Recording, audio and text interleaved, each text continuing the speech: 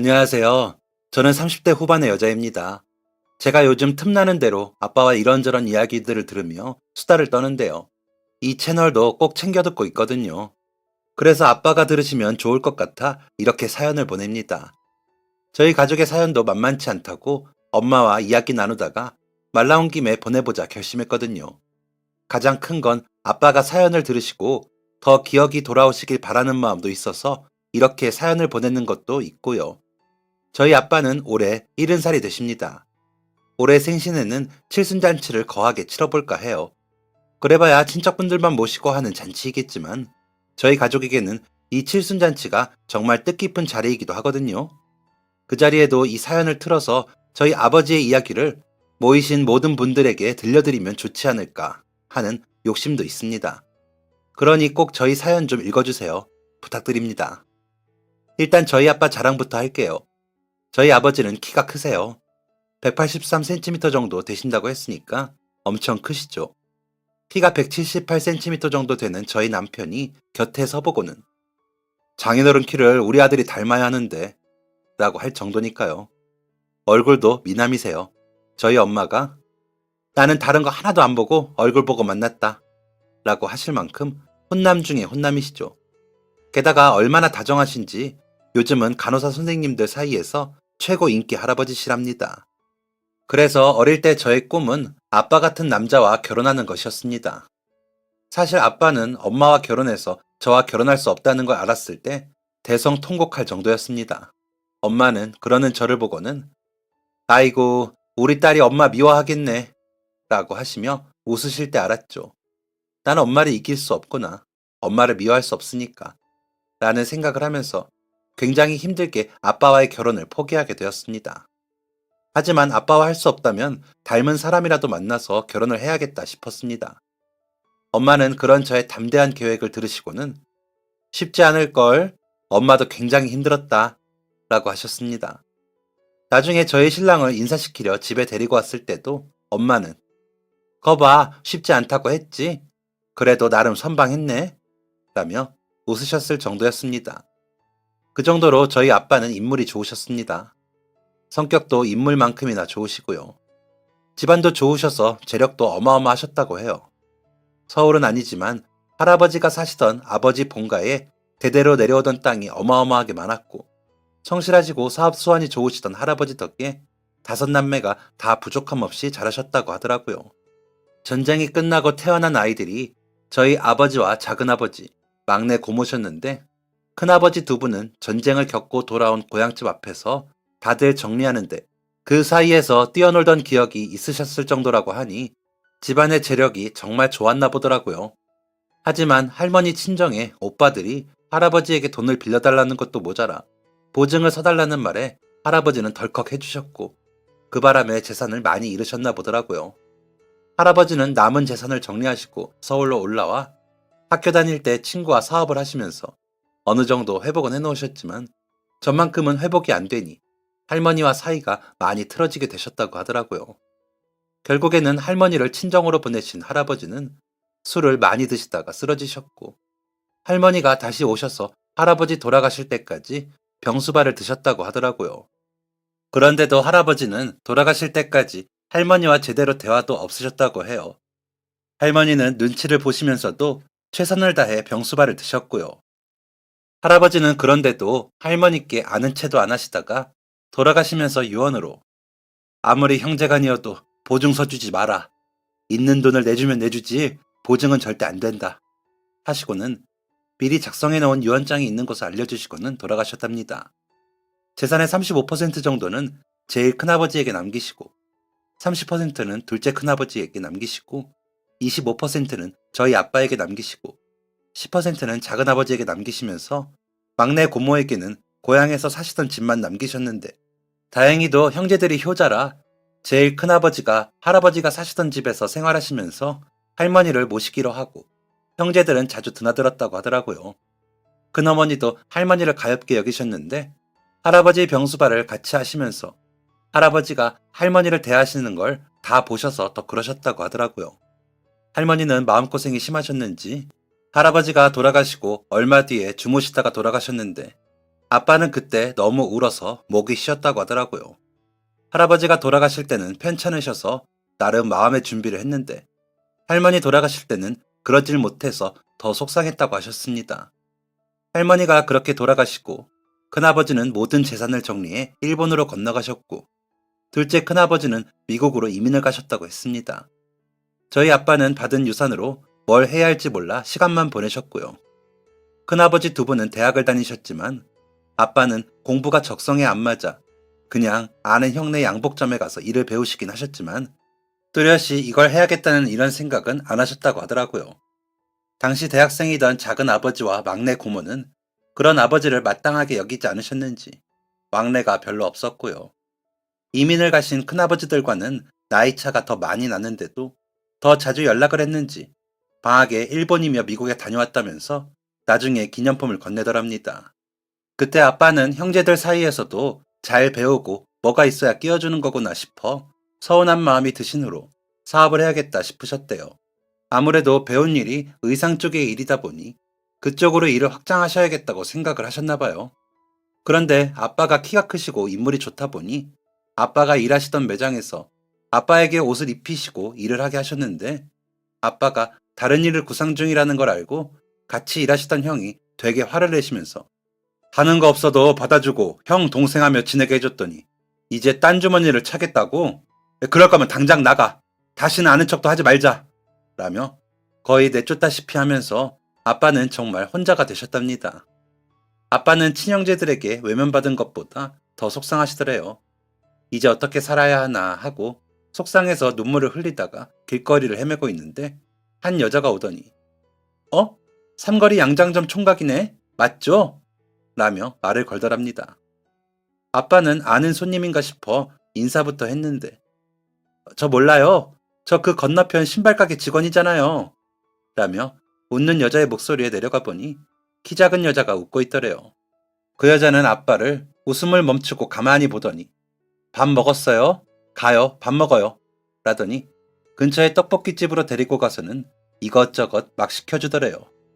아빠는 그 여자가 먼저 먹기를 기다리고 있었는데 저는 먹었어요. 얼른 먹어요. 일부러 이 근처에서 제일 매운 떡볶이집으로 왔어요. 이거 먹고 신경 쓰이는 거 다 풀라고. 라더니 다시 배시시 웃더래요.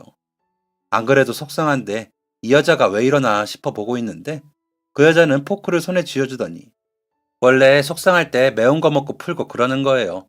무슨 일인지는 모르지만 이렇게라도 마음 풀어요. 우리같이 사람 상대하는 사람들은 별일 다 있죠 뭐. 라면서 위로를 해주더랍니다. 그래서 포크를 잡고 떡볶이를 먹는데 정말 너무 매워서 눈물 콧물 다 쏟아지면서 아무 생각이 안 들더래요. 땀까지 뻘뻘 흘리고 나니 아까는 정말 딱 죽고 싶을 정도로 괴롭던 일들이 다 지나간 것처럼 느껴지더래요. 어이도 없고 이게 뭔가 싶어서 그 여자를 보는데 아빠를 보고 환하게 웃어 보이는 그 여자가 그렇게 예뻐 보이더랍니다. 그래서 제 이름은 한민석입니다. 덕분에 정말 정신이 차려졌어요. 감사합니다. 라면서 인사를 하면서 악수를 청했다고 하더라고요. 그때 저희 아빠 나이가 28살이었는데 제대로 된 연애도 못 해봐서 악수를 청하는 것도 너무 쑥스럽더래요. 군대에 다녀와서 할아버지 돌아가시고 할머니 돌아가시고 형제들과 멀어지고 하느라 시간이 다 흘러 연애도 못하고 시간만 간 거죠. 그 여자는 그런 아빠를 보며 재미있다는 듯이 웃더니 악수를 하면서 제 이름은 김지연이에요. 21살이고요. 몇 살이세요? 라고 묻더래요. 아, 28살입니다. 라고 아빠가 대답을 하자 그 여자는 진짜요? 와, 완전 어려 보이네요. 합격! 이라며 박수를 치더래요. 아빠는 그 여자의 행동에 놀랐지만 괜히 싫지가 않더래요. 그간에도 연애하자며 따라다니는 여자들은 꽤 됐지만 다들 내숭만 떨었는데 생글거리며 웃는 얼굴로 능청스럽게 다가오는 여자는 처음이어서 신기한 마음도 있었다고 하더라고요. 그래서 그런지 그날 저녁에 또 만나자고 해버렸대요. 여자는 단번에 좋다고 하더니 일이 끝나고 저녁이 되어 만나서는 대뜸 소주 좋아하세요? 하더니 포장마차로 가 우동 하나에 소주 2병을 시키더니 마셔요. 속상할 때는 술이 최고예요. 라면서 한 병은 아빠에게 주더니 한 병은 본인이 가져가 본인 짠에 먼저 술을 따르더래요. 아빠는 그 순간 그 여자에게 더 반하셨답니다. 이 여자라면 속 이야기를 다 해도 되겠다 싶은 마음도 드셔서 그간에 있었던 일들을 다 하셨대요. 그런 아빠의 말을 한 번도 끊지 않고 듣던 여자는 그럼 부모 형제가 다 없어요? 아는 형한테도 쫓겨나고? 이 사람 불쌍하네. 그럼 나랑 갑시다. 하더니 아빠를 데리고 집으로 갔답니다. 취하긴 했지만 정신이 아주 없을 정도는 아니라고 집 앞까지만 가고 들여보내고 돌아서려고 했는데 그 여자는 안 돼요. 우리 집에는 부모님도 계시고 오빠도 있고 남동생도 있어요. 그러니까 오늘부터 여기서 살아요. 그럼 안 외롭잖아요. 하더니 아빠의 손을 잡고 대문을 열고 들어가더니 엄마, 아빠, 아들 하나 더 데려왔어요. 라면서 소리를 치더랍니다. 아빠는 술 기운은 올라오지 정신은 없지.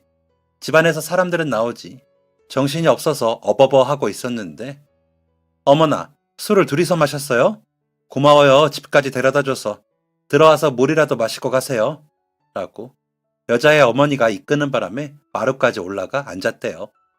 여자는 아빠를 마루에 두고는 방으로 들어가 버렸고 다른 가족들은 둘러앉아 아빠를 보는데 여자의 오빠가 어쩌다 지연이 같은 애랑 엮였어요.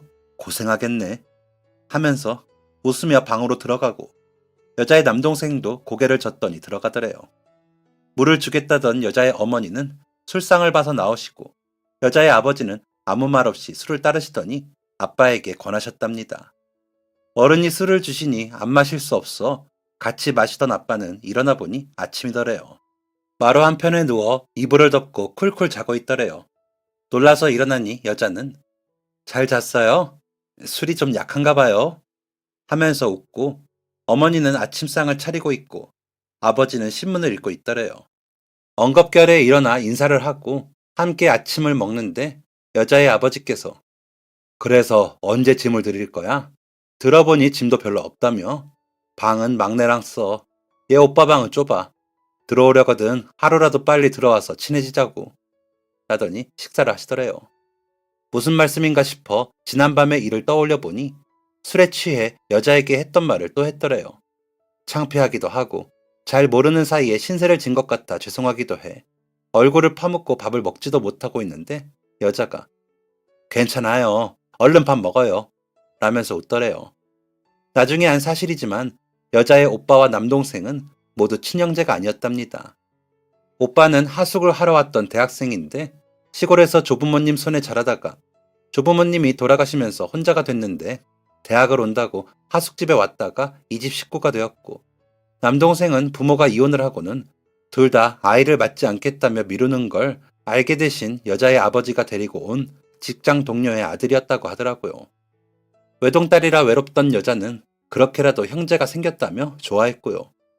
아빠는 그런 줄도 모르고 너무 화목해 보여 부럽더래요. 그래서 못 이기는 척 그날 저녁에 짐을 싸서 그 여자 집으로 다시 갔답니다. 모두들 너무 따뜻하게 맞이해 주시는 바람에 울어버렸다는 아빠는 요즘도 저만 보면 매일 그 이야기를 하십니다. 지연 씨가 그때 날 보고 오라고 안 했으면 나는 아직도 외로워서 매일 울었을 거예요. 라면서요. 저는 그런 아빠에게 외할아버지가 우리 아빠 살렸네? 라고 하면서 크게 웃습니다. 마치 처음 듣는 말인 것처럼요. 그런 저를 또 가만히 바라보던 아빠는 맞아요. 안 그랬으면 우리 세영이도 못 만났을 거예요. 라며 지그시 웃으시고요. 사실 저희 아빠는 시공간이 자유롭게 되는 병에 걸리셨어요. 흔히들 치매라고 하죠. 그 바람에 매일 이리저리 제가 모르는 아빠의 과거 일들로 초대를 해주시죠. 그래서 아빠와 엄마의 이야기를 더 많이 들을 수 있는 게 좋은 점이긴 하지만 너무 자주 듣다 보니 뒷이야기를 다 아는데도 모른 척 들어야 하는 게 고역이기는 합니다. 하지만 저는 그런 아빠의 이야기가 너무 소중하답니다. 제발 아빠와 만나게 해달라고 기도하던 날들이 수없이 많았거든요. 아빠는 그렇게 들어가게 된 여자의 집에서 지내면서 여자의 아버지에게 신발 만드는 일을 배우셨답니다. 아버지가 만든 신발을 여자는 가게 가져가 어머니와 팔고 계셨던 거죠. 그 가게가 아빠가 일하던 양장점 건너에 있었고 오며 가며 아빠를 보고 반한 여자는 엿보고 그랬답니다. 여자가 혼자 그렇게 마음을 키우다 혼자 서성이며 우는 아빠를 보았고, 여자는 그런 아빠에게 다가가 말을 걸게 된 거였고요. 그러다 저녁에 만나자는 말을 듣고 여자는 결혼을 해야겠다고 생각을 했답니다. 알거지여도 좋으니 그냥 저 남자와 결혼을 하겠다고요. 그래서 술도 잘 못 마시면서 술을 마시면서 아빠의 사정을 듣고 나니 너무 불쌍해서 집으로 데리고 갔고, 그렇게 같이 지내니 더 좋더랍니다. 인물도 좋은데 성실하기까지 하더래요. 오빠랑 동생과도 잘 지내고 어머니 아버지한테도 잘하고요. 더 마음에 쏙 들어 같이 지낸 지 2년쯤 지났을 때 여자는 못 참겠다는 듯이 "우리 언제 결혼해요?" 라고 묻더래요. 그런 여자에게 아빠는 "조금만 더 기다려줘요. 내가 때가 되면 말할 테니까 조금만 기다려줘요." 라고 답하셨답니다. 여자는 실망한 듯 보였지만 고개를 끄덕이더래요. 그래서 아빠는 준비하던 걸 또 열심히 마저 준비를 하셨답니다. 여자의 아버님은 그런 아빠를 보시면서 "내 딸내미 신긴다고 준비하는 건 좋은데 너무 늦지 않게 데려가. 지연이 오빠 다음 달에 결혼시키면 내가 마음이 허전할 것 같아서 그래."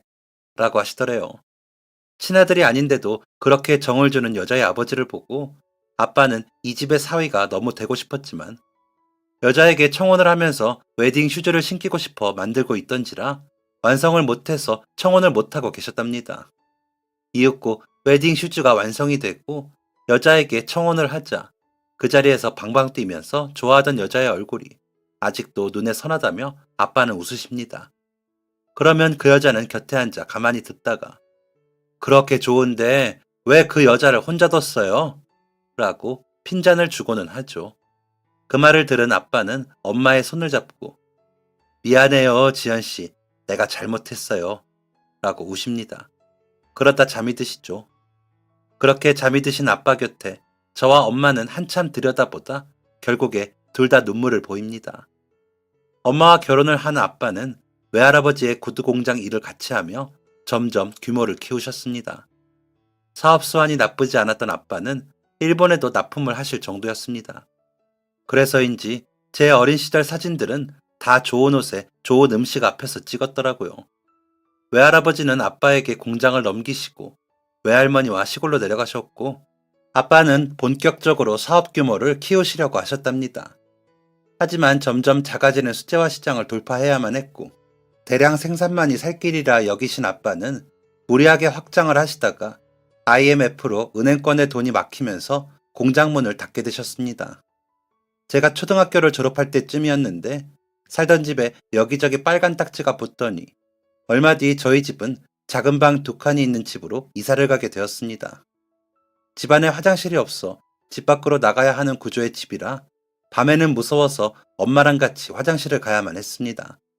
그런 저를 보시던 아빠는 너무 괴로우셨는지 밤마다 제가 잠들면 술을 마시셨고, 아침에 일어나 보면 잠든 아빠 곁에 술병이 뒹굴고 있곤 했습니다.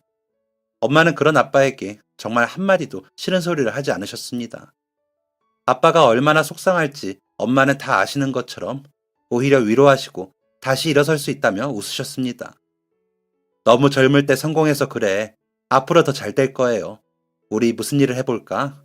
라면서 정말 아무렇지 않은 사람인 것처럼 행동하셨습니다. 엄마는 외할아버지와 외할머니가 계시는 시골에도 다녀오고 삼촌들도 만나고 오고 하시더니 아빠에게 돈 봉투를 내밀며 "이걸로 우리 뭐라도 시작해요. 이거 안 갚아도 된대. 엄마랑 아빠가 가지고 계시던 돈이래. 오빠랑 혁오는 더 못해줘서 미안하다고 전해달래." 라고 하셨는데, 아빠는 그 돈 봉투를 보더니 머리를 바닥에 대고 큰 소리로 우셨습니다. 전에 아빠 일기장에서 본 글이 있는데, 내 형제들은 내가 잘 되니 연락을 하다가 내가 어려운 것을 알고 나더니 연락이 되질 않았다. 하지만 아내의 형제들은 친형제도 아닌데 서로 돕겠다고 나섰고, 아버님은 본인의 사업을 말아먹은 사위에게 여윳돈이라며 보내셨다. 너무 부끄럽고 속이 상한다. 나는 이 한민석이는 이제 뭘 해야 할까? 아내와 새영이를 위해서는 뭔가 해내야 하는데 뭘 시작해야 할지 모르겠다. 이런 내가 너무 한심하다.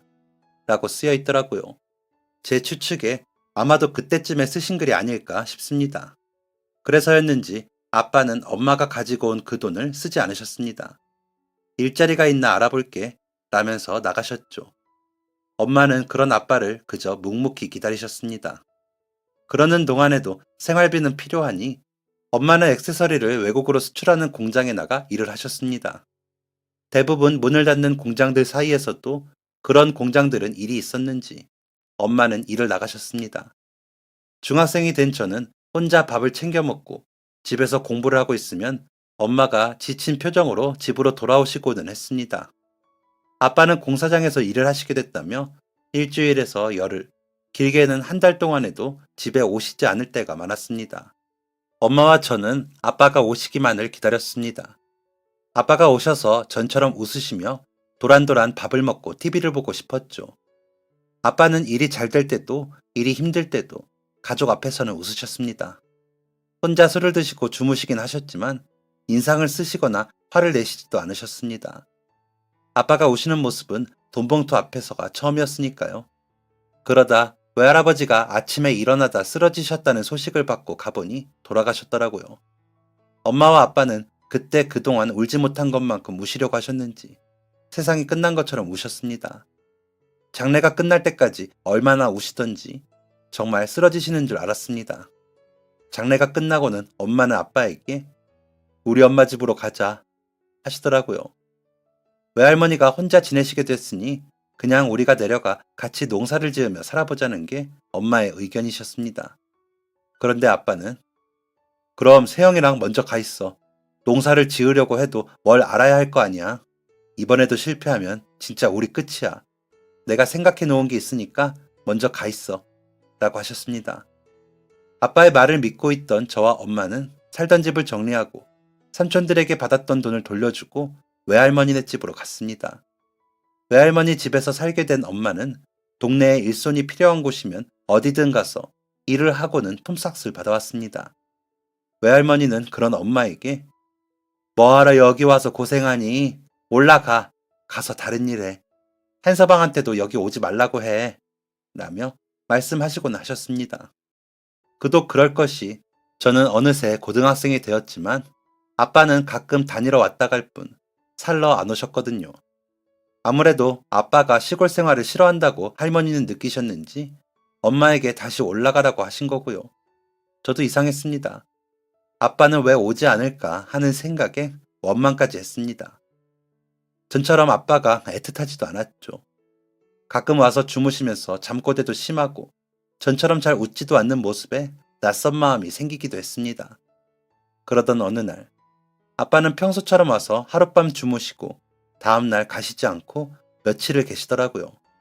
그러면서도 전처럼 저에게 다정히 말도 하시고 엄마에게 농담도 하시더니 외할머니께 어머니, 제가 그동안 무심했죠? 죄송해요. 라고 하시더라고요. 그래서 이제 아빠가 오시려나 보다 싶어 조금은 마음이 풀린 채로 잠이 들었습니다. 아침에 일어나 보니 아빠의 짐이 몇 가지 흘려져 있고 아빠는 보이지 않았습니다. 대신 아빠가 남긴 편지가 아빠가 베고 주무시던 베개에 올려져 있었다고 하더라고요. 지연아, 이렇게 떠나는 날 이해해 줄래? 나는 더 이상 가족에게 도움을 줄 수가 없어. 그동안 내가 어떻게든 해보려고 했는데 나도 나를 이제는 어떻게 할 수가 없다. 몇 해 전부터 기억도 이상하고 일하면서도 이상했어. 그러다 일하던 공장에서 다쳤고 회사에서 권해 검사를 했는데 알코올성 치매가 시작됐다더라. 그러다 보니 당연히 일은 못하게 됐지. 안 시켜주더라고. 어떻게 알았는지 그동안 조금씩 모아놓은 돈도 병원비로 다 써서 할 수 없이 여기저기 농장에 가서 일을 하고 돈을 받아 병원에 다녔지만 차도가 없더라. 그것도 모자라 간 경화까지 왔다는데 내가 어떻게 가족 곁에 있겠니? 그런데 나 같은 사람을 받아주는 무료병원이 있대. 그래서 거기 가보려고. 가서 치료받고 다 나으면 돌아올게. 미안하다. 우리 세영이 잘 부탁해. 어머님께도 너무 죄송하다고 전해주고. 우리 못다한 이야기는 그때 하자. 라고 적힌 편지였습니다. 분명 아빠의 글씨였고요. 워낙 사소한 메모와 편지를 자주 써주시던 아빠였기에 그 글씨가 아빠의 글씨라는 건 너무 잘 알겠더라고요. 그러는 와중에 아빠가 급히 나가느라 마당에 흘린 짐들 속에 노트 한 권이 눈에 띄었습니다. 열어보니 아빠의 일기더라고요. 길지 않은 내용들이었지만 아빠가 얼마나 괴로워했고 힘들었는지 알 수 있겠더라고요. 그 일기 초반에는 어떻게든 엄마와 저를 위해 돈을 벌겠다는 내용들이고, 중반부에는 알코올성 치매를 이겨내야 한다는 다짐들과 간경화까지 발병한 후반부 일기에는 절망하는 내용들이었습니다. 엄마는 외로움을 많이 타는 사람이 도대체 어디 가서 혼자 있겠다는 건지 모르겠네 라며 편지를 붙들고 우셨습니다. 외할머니는 한숨을 쉬시면서 그럼 그렇지. 그 사람이 괜히 그렇게 안 오고 그럴 사람이 아닌데 라고 하셨고요. 저는 아빠가 아픈데 그렇게 가버렸다는 사실에 너무 충격을 받아 다른 생각이 들지도 않았습니다. 그날부터 엄마는 전국에 있다는 무료 요양병원과 치료센터 명단을 어디서 났는지 다 뽑아 오셨습니다. 그리고는 틈나는 대로 전화를 해보시거나 직접 가셔서 혹시나 아빠가 있나 확인을 하셨습니다. 하지만 그렇게 한들 아빠를 찾을 수는 없었습니다. 삼촌들은 같이 찾자며 도우셨지만 그래도 소용이 없더라고요. 그러다 3년 뒤쯤 할머니가 돌아가시자 엄마는 그 시골을 떠나 다시 서울로 오셨습니다. 저는 대학에 다니기 시작하며 서울에 와 있었거든요. 삼촌들은 작은 가게라도 하라며 엄마에게 돈을 건넸고, 엄마는 염치 불구하고 받을게. 내가 벌어서 갚을게. 고마워. 라면서 웃었습니다. 삼촌들은 그 돈을 왜 갚아? 내가 갚은 건데. 아버지 어머니한테 갚는 거야. 전에도 돈 주고 가서 내가 얼마나 마음이 불편했는지 알아? 갚지 마. 그 돈 갚으면 다시는 못 보는 줄 알아. 라고 하셨습니다. 엄마는 그런 삼촌들에게 참나 돈 싫다는 사람 처음 보네. 라면서 또 웃으셨습니다. 그렇게 엄마는 시장에서 신발 가게를 여셨습니다. 그래도 신발 보는 눈이 있어 편하고 예쁜 신발을 잘 골라 팔면서 제법 장사가 잘 됐습니다.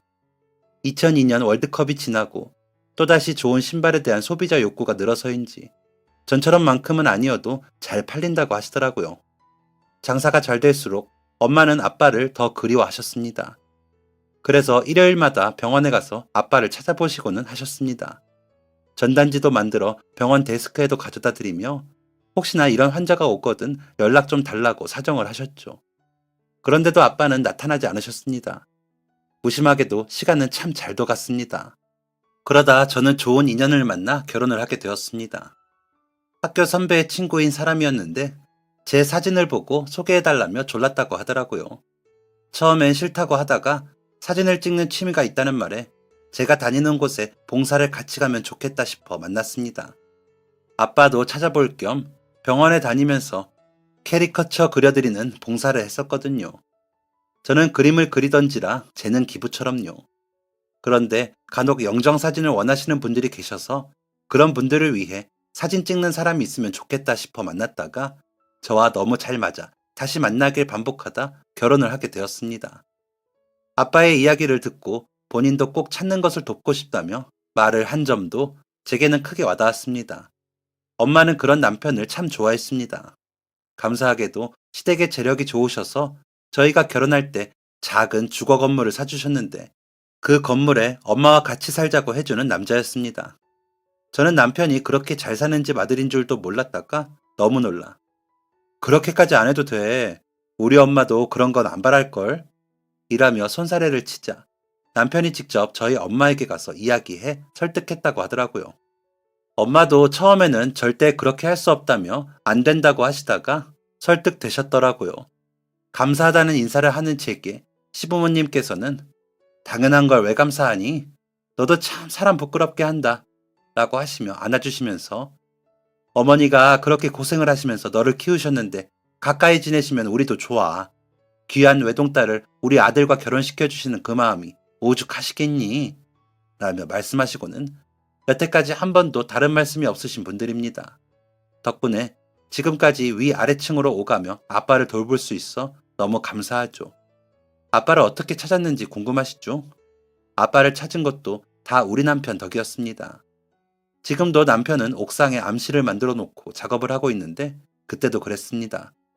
남편은 제가 제안한 영정사진을 찍는 봉사를 시작했고 많은 사진을 찍어왔습니다. 그러다가 가끔 병원이 아닌 노숙자분들이 계시는 곳에 가서 그곳의 풍경과 그분들이 생활하시는 모습을 사진으로 찍어 대회에 출품을 하기도 했습니다. 그러면서 이런 분들도 기회가 되면 도와야 할 것 같아. 날이 추워질수록 더 걱정이 돼. 라며 사진을 보여주더라고요. 사진을 보며 안타까워하다 저는 제 눈을 의심했습니다. 행색이 초라하고 엉망진창인 머리를 하고 있었지만 분명 저희 아빠셨거든요. 엄마에게도 사진을 보여드렸더니 엄마도 맞다고 하셨고요. 남편이 사진을 찍으러 갔던 곳에 엄마와 저는 매일 나갔습니다. 하지만 아빠는 보이지 않더군요. 여자 둘이 기웃대자 화를 내고 공격을 하려는 분들도 계시고 돈을 달라며 쫓아오는 분들도 계셨지만 저희는 포기하지 않고 아빠를 찾았습니다. 그러길 일주일째. 그날따라 엄마가 몸살기가 있으셔서 저 혼자 나가게 되었습니다.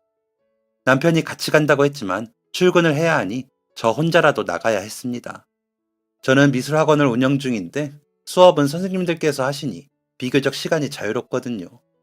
그냥 얼굴만 확인하는 게 죄송해 따뜻하게 데운 두유를 나누어 드리며 얼굴을 확인하고 있는데 멀리서 아빠가 다가오는 게 보였습니다. 제가 달려가 아빠! 하고 불렀지만 아빠는 저와 눈도 마주치지 않는 채 두유만 달라고 하시더라고요. 아빠의 기억 속에 저는 없는 것 같았습니다. 그런 아빠를 보며 제가 눈물 짓고 있자 매일 식사 봉사를 오시는 신부님께서 곁에 오셔서 저분을 아세요? 하고 물으시더라고요. 그래서 저희 아빠인데 저를 못 알아보시네요. 라고 말씀드리자 저분 저희 성당 보호소에도 잠시 계셨어요.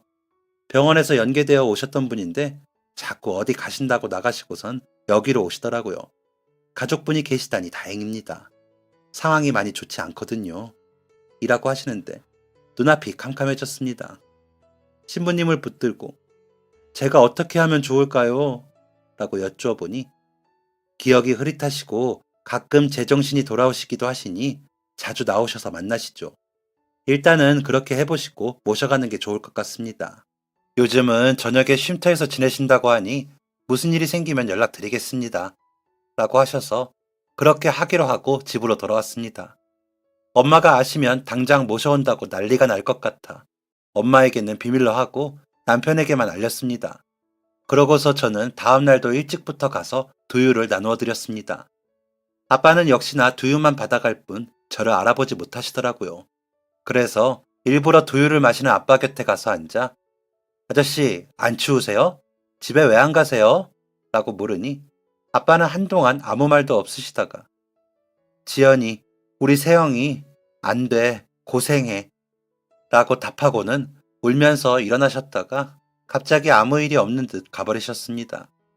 그런 아빠를 따라가 보니 다른 노숙자들과 떨어진 한 귀퉁이에 자리를 잡고 앉아 지나가는 사람들 신발을 보면서 한참을 중얼거리시더라고요. 그런 아빠의 모습을 보면서 저는 강제로라도 아빠를 집으로 모셔가고 싶었지만 그러면 아빠에게 공포심을 줄 수 있다는 신부님 말씀이 떠올라 참고 또 참았습니다. 그 다음날은 꿀물을 준비해 나갔고 그 다음날은 어묵탕을 준비해 나갔습니다. 호빵도 사가고 만두도 사갔죠. 모두가 추운 날이면 아빠가 사다 주시던 간식들이었습니다. 그 간식들을 보고 아빠가 저를 기억해 주시길 바라는 마음으로 준비를 해갔습니다. 그러다 엄마가 몸살이 나으셨다며 같이 나가셨습니다. 차마 아빠를 만났다고 그때까지도 말을 못했기에 제 마음은 두근거리기까지 했습니다. 그날은 호떡을 준비해 갔는데 멀리서 아빠가 저희를 향해 성큼성큼 다가오는 게 보였습니다. 엄마는 그런 아빠를 향해 아무 일도 없었다는 듯이 왜 이제 와? 얼마나 기다렸는지 알아? 라고 말씀하셨습니다. 그러자 아빠도 아무렇지 않게 웃으시더니 기다렸어? 세영이도 추운데 여기서 있던 거야? 라더니 엄마 손을 잡으시더라고요. 제가 그 모습을 보고 눈물을 흘렸더니 아빠는 그 눈물을 닦아주시며 우리 꼬마 아가씨 추운데 울면 감기 걸려 라고 옛날처럼 말씀을 하셨습니다. 저는 그 길로 아빠와 집에 갈 수 있는 줄 알았습니다. 하지만 아빠는 갑자기 냉정한 얼굴로 엄마 손을 놓으시더니 가! 집으로 가! 라면서 신부님께로 달려가 버리시더라고요. 그러고는 쓰러지셨습니다. 놀란 엄마와 저는 아빠에게 달려갔고 다행히 신부님이 구급차를 빨리 불러주셔서 아빠는 병원으로 빠르게 이송될 수 있었습니다. 아빠는 병원에서 조치를 받으시고 여러 검사를 한 결과 알코올성 치매와 간경화가 진행 중이라는 진단을 받으셨습니다. 하지만 쓰러지신 건 치매와 간경화 때문이 아니라 극심한 스트레스로 인한 쇼크였다고 하더라고요. 술을 끊으시는 게 제일 중요한데 아무래도 거리 생활을 하시면서 술을 많이는 아니지만 꾸준히 드셨던 것 같다고 하시더라고요. 아빠가 우리 곁을 떠난 10년이 넘는 시간 동안 어떻게 사셨는지 모르기에 저희는 답답했습니다. 아빠는 의식을 차리시더니 전처럼 다정하셨습니다. 간호사님의 물음에도 대답을 잘하셨고요. 처음에 집을 떠나셔서는 병원에서 치료받으시면서 술을 안 드신 것 같더라고요. 그렇게 3년 정도 지내다 답답한 마음에 병원을 나오셔서 노숙 생활을 시작하셨고, 그러다 점차 술도 마시고 기억도 더 안 좋아지고 몸도 아프셨답니다. 그런데 왜 가족한테 안 갔냐는 질문에 아빠는 나 때문에 우리 가족이 더 고생하는 게 싫어서요. 라고 대답하셨습니다. 엄마와 저는 그런 아빠를 울면서 지켜보고 있었는데 아빠는 그 모습을 보시더니 저봐요. 저렇게 예쁜데 나 때문에 또 울잖아요. 라면서 엉엉 우셨습니다. 정말 어린아이처럼요. 그러더니 점점 더 격해지는 감정을 추스르지 못하시는 듯 일어나시면서 링거를 뽑으려고 하시는 통에 안정제 주사까지 맞게 되었습니다. 주사를 맞고 잠이 드신 아빠를 보시며 의사 선생님께서는 지금부터 가족분들의 역할이 중요하실 것 같아요. 한민성 씨가 오랜 길거리 생활로 몸도 마음도 지치신 것 같아요. 잘 치료받으실 수 있도록 많이 도와주세요. 라고 하시더라고요. 아빠가 깨어나시고 남편은 아빠를 모시고 병원 샤워실에 가서 씻는 것을 도와드렸습니다. 그리고 엄마가 봉사 다니시던 실력으로 미용기구로 머리를 밀어드리고 면도도 해드렸습니다. 아빠는 벌써 그런 경험들이 있으신지 감사합니다. 감사합니다. 라고 말씀하시며 잘 받으시더라고요. 낮에는 엄마가 계시고 밤에는 제가 가서 있었습니다. 아무래도 밤에 깨서 돌아다니실 때가 있어 엄마보다는 기운이 더 있는 제가 있는 게 나을 것 같더라고요. 그때 저희 아이가 갓 2살이 넘었을 때라 시부모님과 남편이 도와주지 않았다면 절대 불가능했을 겁니다. 너무 감사하죠. 그래서 저는 더 아빠가 기억을 찾으시길 바랐습니다. 남은 시간이 얼마이건 아빠와 지난 기억들을 나누며 행복해지고 싶었거든요. 하지만 아빠의 기억이 없으셔도 상관은 없었습니다. 아빠가 돌아오셨다는 게 가장 중요했죠. 사실 마음이 갈팡질팡했습니다. 지금도 가끔 아빠가 기억을 잃으시고 낯설게 구실 때면 너무 속상하거든요. 그래서 사진을 잔뜩 가져가 아빠에게 보여드렸습니다.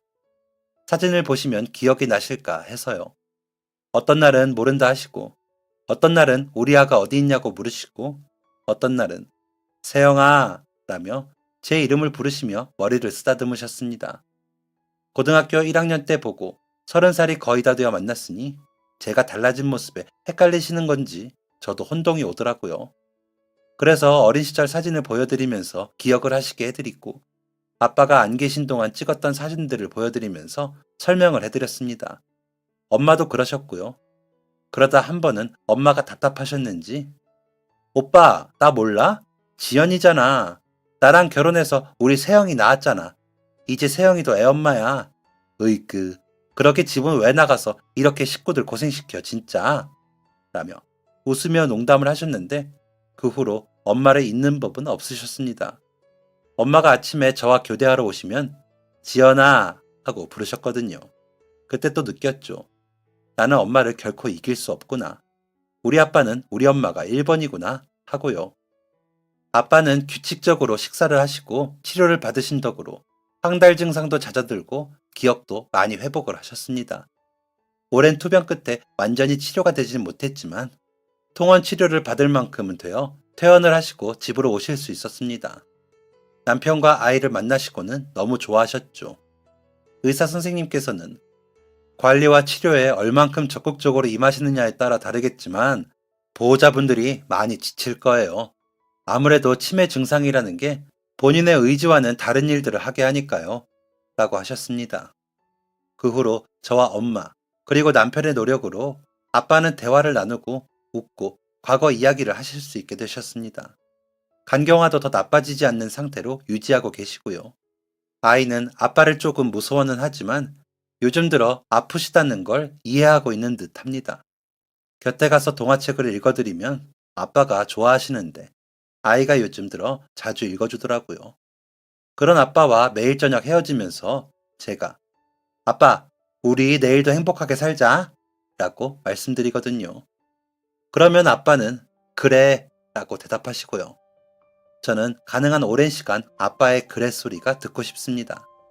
아이가 읽는 동화책 소리도 더 들려드리고 싶고요. 아빠와의 시간이 오래오래 될 수 있게 기원해 주시면 감사하겠습니다. 잃어버린 13년을 채우려면 아직도 멀었거든요. 그러니 제발 오래 곁에 있어 주시길 바라는 제 마음을 알아주시라고 말하고 싶습니다. 더 쓰면 울 것 같아서 얼른 마쳐야겠어요. 아빠랑 안 울기로 약속한 거 지켜야 하거든요. 여러분들도 지금 곁에 있는 가족을 더 아끼고 사랑하며 사시기를 바라는 마음으로 글을 마치겠습니다. 그럼 안녕히 계세요.